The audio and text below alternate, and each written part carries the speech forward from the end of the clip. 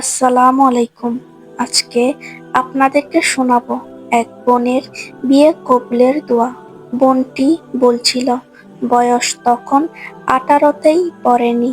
সেই 12 বছর থেকে শুরু হয়েছে বিয়ের তাড়া করা। অবুঝ মানুষ আমি, বিয়েও বুঝি না।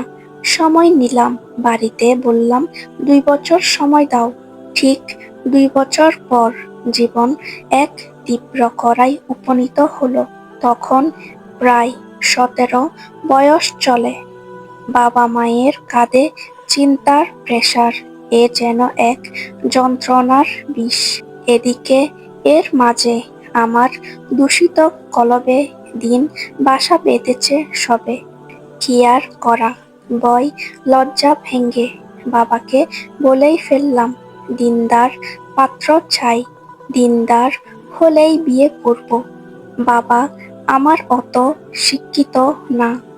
দিনদার বলতে হাফেজ আলেমদের খুঁজতে লাগলেন, কিন্তু কোনো কাজ হলো না তাতে।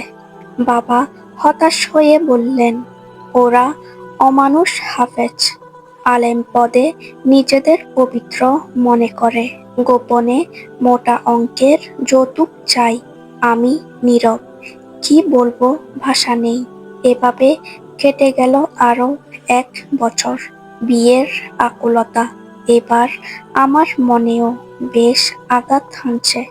বছর জুড়ে দোয়ার ফোয়ার, ইস, এমন একটা দোয়া কবুলের সময় সে বছর অবশিষ্ট রাখিনি যে সময় আমি দোয়া করিনি।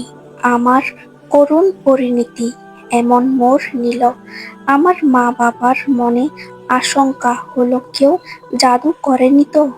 একে একে প্রায় 4-5 কবিরাজের চিকিৎসা নিলেন, কিন্তু আমার কোনো ফায়দা হয়নি তাতে। এর মূল কারণ আমি কবিরাজের দেওয়া তাবিজ সব নষ্ট করে দিয়েছিলাম। আমার প্রবল বিশ্বাস ছিল নিজ দোয়ার উপর। অতঃপর মহান রব আমার দোয়া মোতাবেক আমাকে আমার পিতার ন্যায় একজন পুরুষকে আমার জীবনে পাঠান, যিনি আমার উস্তাদ। উনি আমার বিয়ের দায়িত্ব নেন। আলহামদুলিল্লাহ, তিক্ত অপেক্ষা ও সবরের দুয়ার ভেঙে আমার বিয়ে হয়। আর যার সাথে আমার বিয়ে হয় তিনি একজন অতুলনীয় জেনারেল পড়ুয়া দিনদার পাত্র। দেখতে গিয়েছিলেন শুধু তিনি, বিয়েতেও ঠিক তেমন 2-1 ভাই, মামা, আত্মীয় যদিও এসেছিল, তাতেও আমার ক্ষুদ্রতম পর্দার ক্ষতি হতে দেননি তিনি। ওনারা যমজ ছিলেন, বড় ভাইও আছেন। অথচ আলহামদুলিল্লাহ, আজ নিয়ে বিয়ের প্রায় 1.5 বছর হতে চলল, কেউ আমাকে দেখেনি। এতটা হেফাজতে রেখেছেন মানুষটা আমাকে। আলহামদুলিল্লাহ। পূর্বের সে দোয়ার কথা স্মরণ করলে আজও আফসোস করে কেঁদে উঠি। আহারে, পর্দার জন্য কতই না কষ্ট সহ্য করেছি, এমনই মায়েরও পর্যন্ত খেয়েছি। আর আজ আমার এত এত দোয়ার প্রতিদান হিসেবে আর নিজের পর্দা নিয়ে চিন্তা করতে হয় না। সবার উদ্দেশ্যে একটাই কথা, দোয়ায় যেন পরিপূর্ণ বিশ্বাস ও ভরসা রাখে। আলহামদুলিল্লাহ। দোয়া কবুল হওয়া নিয়ে তাড়াহুড়া করবেন না। মহান আল্লাহ তাআলার উপর ভরসা রেখে ধৈর্য সহকারে অপেক্ষা করুন, দেখবেন শেষ হাসিটা আপনিই হাসবেন। যদিও অপেক্ষা করাটা অত্যন্ত কষ্টসাধ্য হয়ে গেছে, তারপরও বলবো আপনাকে, অপেক্ষা করুন, ধৈর্য ধরুন। ধৈর্য না ধরে আপনি কই যাবেন, আর কার কাছে যাবেন, আর কার কাছে মনের দুঃখগুলো বলবেন? এমন রব তো আর পাবেন না, যার দরজা কখনো বন্ধ হয় না।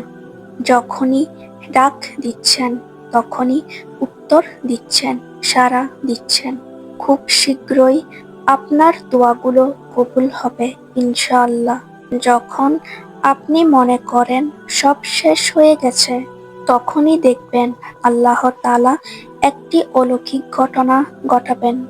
দোয়া করা ছাড়বেন না, আল্লাহর উপর ভরসা করুন। দোয়া তকদির পরিবর্তন করতে পারে। বিশ্বাস করুন, আপনার দোয়ার উত্তর দেওয়া হবে। মনে রাখবেন, যদি আল্লাহ আপনাকে একটি দোয়া করার ক্ষমতা দিয়ে থাকেন, তবে তিনি এর উত্তর দিবেনই। হঠাৎ করেই একদিন দেখবেন আপনার অশ্রুসিক্ত দোয়াগুলো কবুল হয়ে গেছে। সেদিন ফিস ফিস করে বলে উঠবেন, হে আমার রব, আপনাকে ডেকে আমি কখনো নিরাশ হইনি। আজকে এ পর্যন্ত। দেখা হবে পরবর্তী ভিডিওতে। এরকম আরো দোয়া কবুলের গল্প শুনতে আমাদের চ্যানেলটি সাবস্ক্রাইব করে পাশে থাকুন। আসসালামু আলাইকুম।